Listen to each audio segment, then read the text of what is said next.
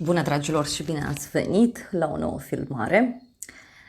Vreau să văd, așa cum știți, ce urmează în viața voastră în următoarele 24 de ore din momentul în care vedeți această citire. Este important momentul în care ați intrat pe acest videoclip și avem numărul 1, da, cristalul argintiu, numărul 2, cristalul albastru. O să vă rog să alegeți intuitiv. Puteți să alegeți un număr pentru dragoste, un număr pentru carieră și bani, poți să alegi un număr pentru tine, un număr pentru altă persoană, fix cum simți, fix așa procedezi și de asemenea poți să asculti și ambele numere și apoi să-mi scrii în comentarii, să-mi spui care este cea mai potrivită variantă pentru tine. Dar vă reamintesc, da, și de aplicația de tarot și astrologie Cristina Zurba, disponibilă atât pe iPhone cât și pe Android. Bun, hai să începem așadar cu numărul 1, cristalul argintiu. Hai să vedem ce mesaj avem pentru numărul 1. Nu vrea. Luăm un mesaj din partea Arhanghelului Metatron. Ce trebuie să știi? Wow! Avem așa. Fundația, misiunea ta. Pentru unii simt că e vorba de stabilitate, da? Arhanghelul Metatron vorbește de stabilitate, vorbește de a fi hotărât în legătură cu ceva anume. Sau, pentru unii, poate să însemne și despre o hotărâre, în general, da? La care sunteți cu gândul. E ceva legat de o casă pentru unii. Avem așa. Ai nevoie de noi obiective. Mintea ta se luptă cu sufletul și a trezit ego-ul. Continuă fără frică această reînnoire, căci te afli acum în acel moment din viață în care este necesar să ieși din zona ta de confort. Ieși din vechile obiceiuri și mergi înainte. Simt aici că este vorba despre noi obiceiuri, un nou început, un nou obiectiv, o nouă energie pe care tu deja o simți. Și poate ești într-un moment de confuzie, dar Arhanghelul spune clar să ieși din zona de confort, să lași vechile obiceiuri deoparte și să mergi înainte. Acesta este mesajul pentru tine. Bun, hai să vedem acum și un număr pentru următoarele 24 de ore. Un număr pentru tine. Ei, uite, avem așa mesajul judecata, numărul 20. Da? Mai avem cifra 2, o întâlnire cu cineva, în cadrul căreia se stabilește ceva important. Pentru unii, bineînțeles, poate să însemne aici și un moment al adevărului, mari emoții care apar. Hai să vedem și oracolul lunii, să vedem ce mesaj are și apoi vedem tarotul ce spune. Ceva ce ajunge la o concluzie, da? Ceva ce ajunge la un sfârșit. Avem o lună plină, o eclipsă și mai avem un mesaj important și anume e un timp de vindecare pentru tine. Deci e despre vindecare, e despre a finaliza ceva. Foarte frumos. Iar la bază avem așa că nimic nu este făcut din piatră. Hai să vedem ce mesaj are tarotul pentru numărul 1. Ce trebuie voi să știți pentru următoarele 24 de ore. Văd aici un 4 de spade. Este o persoană gânditoare. Poate este un moment de odihnă pentru tine, un moment în care te relaxezi, te simți bine. Ce mai văd este că te poți afla într-o perioadă în care îți dorești să te ocupi mai mult de sufletul tău, îți dorești să recuperezi acel timp cu tine. Și apoi avem cavalerul de bâte. Cineva care fie vrea să se întâlnească cu tine, fie este vorba despre o persoană foarte energică aici, plină de viață, cineva glumeț, este o persoană pasională, cu sufletul deschis.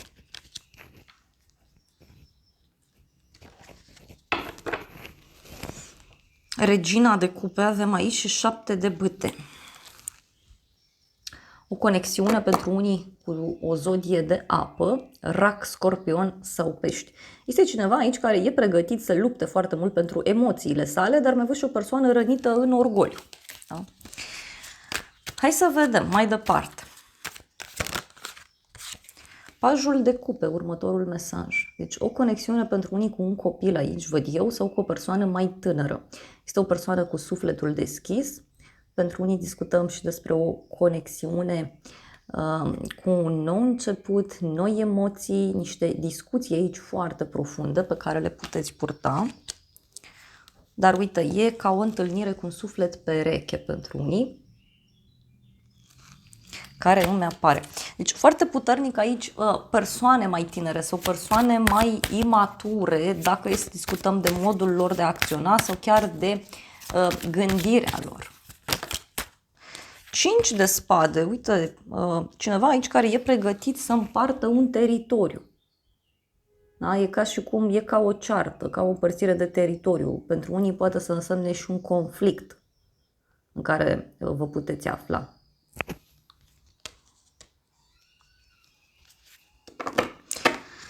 Dar mai poate să însemne, da, și niște limite. Wow!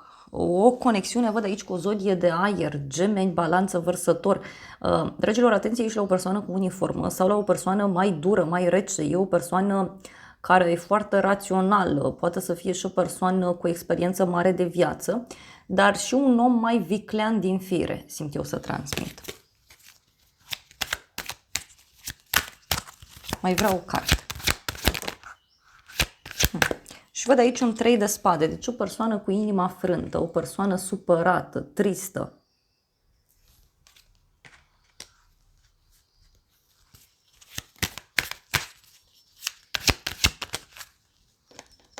Asul de cupe. Cineva aici e mult prea sensibil.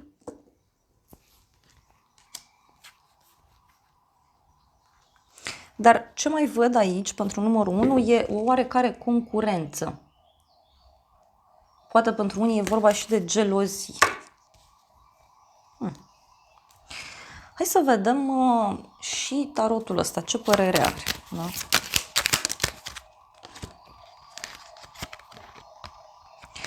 Uite, parcă cineva vrea să-ți vină în casă sau poate e cineva care vrea să se apropie mai mult de tine. Poate pentru unii discutăm și despre o invitație, da, pe care o primiți undeva, într-un loc important.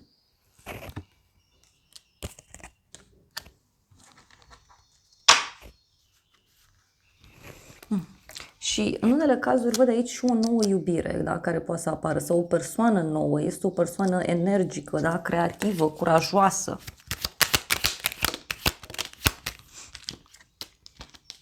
Dar ce văd aici, văd un personaj, poate să fie un prieten sau cineva apropiat ție, care e supărat, da, și care îți poate da de veste, care poate vrea să se apropie de tine, vrea să comunicați, da, să vă apropiați mai mult. O persoană care e în așteptare. Este o persoană bună, fidelă, prietenoasă, da? Doar că simt eu că e cineva care nu prea își poate exprima sentimentele. Și atunci normal că suferă, că nu e înțeles sau nu e înțeleasă. Pentru alții mai văd și o supărare, o așteptare, dar care, atenție, poate avea legătură și cu o persoană mai tânără. Da? Mai tânără.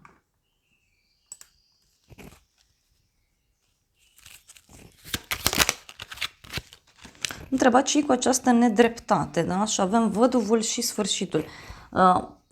Aici, ce mai văd eu în 24 de ore, e un sfârșit, da? Care are legătură cu o situație veche, e ceva din trecut, ceva ce deja era dus, ceva ce deja nu mai funcționa. Și avem așa, inamicul și drumul. Cineva aici mai văd eu care e cu ochii pe drumul tău. Sau poate este o persoană supărată, da? Care face un drum în ascuns. Uite, cineva care evită să facă un drum sau nu vrea să facă un drum. Poate, pentru unii poate să însemne și o persoană care are o problemă cu mișcarea sau e o problemă legată de o mașină, o călătorie. Da, dragilor, cam atât. Acestea au fost previziunile pentru numărul 1. Hai să mai luăm un mesaj bonus, da, pentru voi de la acest tarot. 2 mesaje au ieșit, eu am cerut numai unul. Avem femeie și veste, deci văd aici și o veste mare pe care o primiți de la o femeie, o colegă, o prietenă, da? Sau dacă ești femeie, tu ești cea care comunică, tu ești cea care spune lucrurilor pe nume. Da? Sunt niște vești aici, pe de o parte bune, pe de altă parte sunt vești care pot agita spiritele. Da? Dar totuși văd eu că e cu bucurie. Dragilor, atât, acestea au fost previziunile pentru numărul 1. Eu vă mulțumesc pentru prezență, vă îmbrățișez cu drag, sper din suflet să vă fie de folos aceste informații și să ne revedem cu bine și data viitoare. Nu uitați să apăsați butonul de like, lăsați un comentariu, distribuiți videoclipul, m-ar ajuta mult și dacă vreți puteți să rămâneți și pentru numărul 2. Chiar și eu sunt curioasă să vedem ce se întâmplă acolo și apoi puteți să-mi lăsați în comentarii, să-mi spuneți care a fost cea mai potrivită variantă pentru situația ta. Bine ați revenit cei de la numărul 2, cei care ați ales cristalul albastru. Hai să vedem un mesaj pentru voi. De la Arhanghelul Metatron. Un mesaj, numărul 2. Au ieșit 3 mesaje. Avem Peru, da? Deci locația Peru, chakra sacrală, da? Un loc sacru în care mergi. Este despre a-ți onora trupul, este despre a te îngriji, despre a te iubi. Chakra sacrală a pământului mamă este situată în Peru. Această lamelă este impregnată de misticism, de reînnoire și de iubire. Fă loc copilului tău interior pentru a te bucura de oportunitățile care îți apar. Eziți să modifici un aspect al vieții tale. Acționează acum. A venit timpul să îți trezești ființa dumnezeiască și să întâmpini cu bucurie reînnoirea în viața ta. Dar simți aici că pentru unii e vorba de o reînnoire fizică, palpabilă. Mai avem mesajul puterea sinelui superior și recunoașterea sufletului. Deci, eu cred aici că are legătură și cu a-ți asculta sufletul. Ok. Hai să vedem un mesaj, da, de la oracolul numerelor pentru tine. Libertate avem, cifra 5, da? E despre libertate, e despre schimbare, numărul 2. Distracție, bucurie, bucurie de viață, a schimba direcția, e ceva diferit, e ceva libertin, e ceva avangardist, diferit. Cineva care își schimbă așa poziția, da? Își schimbă culoarea, își schimbă... E o persoană schimbătoare pe care o văd eu aici. Mai avem un mesaj, a ieșit bonus. Și care ați ales numărul 2, probabil aveți o înclinație spirituală specială. Avem Australia, chakra rădăcină. Un mesaj pentru cineva. Bun, hai să vedem acum și oracolul lunii, ce părere are pentru numărul 2. Wow! Mesajul pentru numărul 2 e să te îndrepți către divinitate, să te bucuri de tot ceea ce ai, să-ți întorci fața către divinitate, către spirit, către sufletul tău, să-l asculți, că el țipă acolo tare. Apoi avem așa, o lună nouă în Fecioară, este timpul de a dărui. Deci e un moment în care se cere să dăruiești din suflet.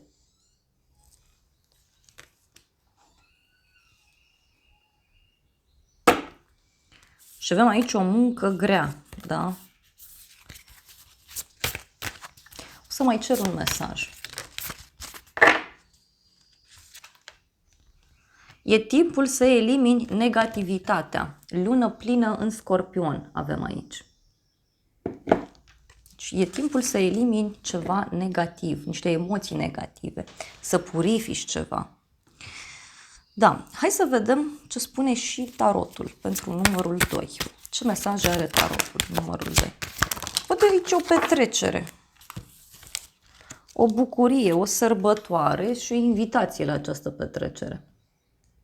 Mai văd și o persoană de la drum lung, da, căreia îi place să-și trăiască viața intens, îi place să se bucure de viață.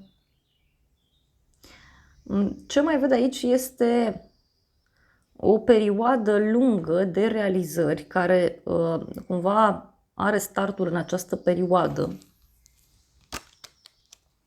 Și avem 10 de cupe, deci e ca și cum aici te întâlnești cu prietenii, cu familia, poate pentru unii are legătură și cu o alegere importantă, în legătură cu o mutare, în legătură cu o schimbare mare. Este vorba și despre o alegere pentru suflet, pentru cei mai mulți dintre voi.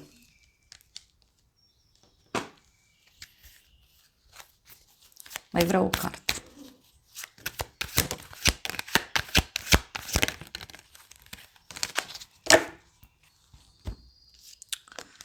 Și avem așa, 9 de monede. Deci pentru unii poate să însemne aici și că primiți niște bani sau reușiți să rezolvați ceva din punct de vedere financiar. Iar apoi avem 10 de spade, 10 de bâte. E vorba aici pentru unii și despre un sfârșit dureros. E un sfârșit eliberator. E un sfârșit ciudat. Poate auziți de cineva din jurul vostru că suferă sau că are multe pe cap sau are multe cheltuieli.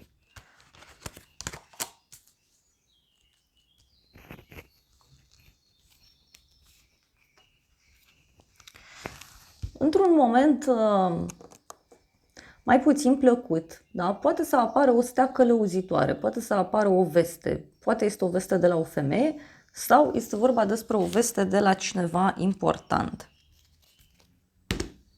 Hai să vedem despre ce e vorba.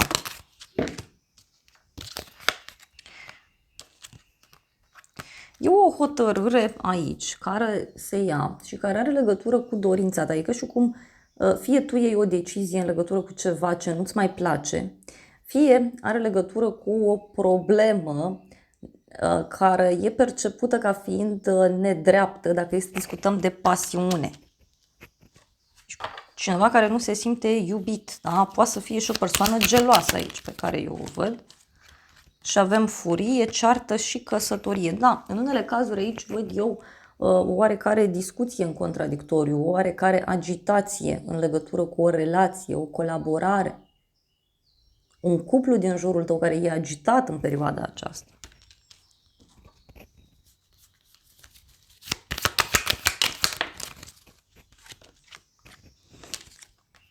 Avem bărbatul și pierderea. Deci, fie să vorba despre un bărbat care trece printr-o pierdere, da? Fie dacă ești bărbat, uite, văd aici o alegere pe care o vei face în legătură cu banii, în legătură cu ceva care te apasă foarte greu.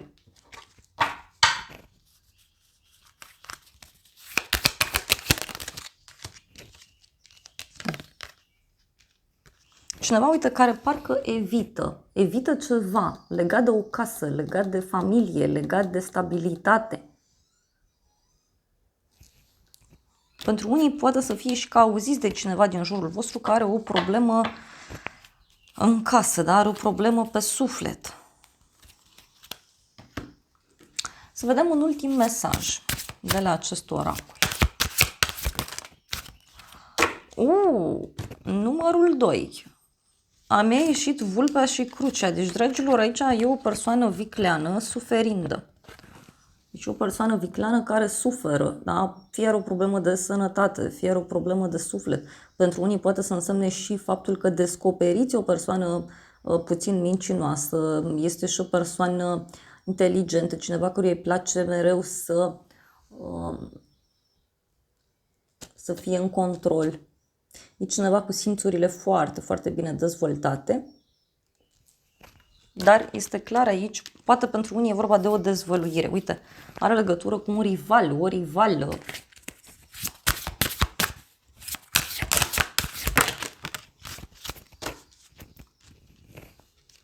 Însă avem aici grădina și norocul.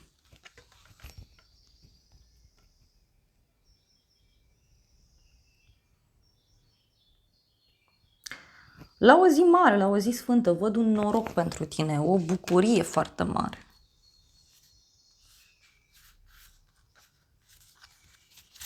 Dar are legătură cu o dezvăluire, da? Poate cineva care își dă masca jos de pe față.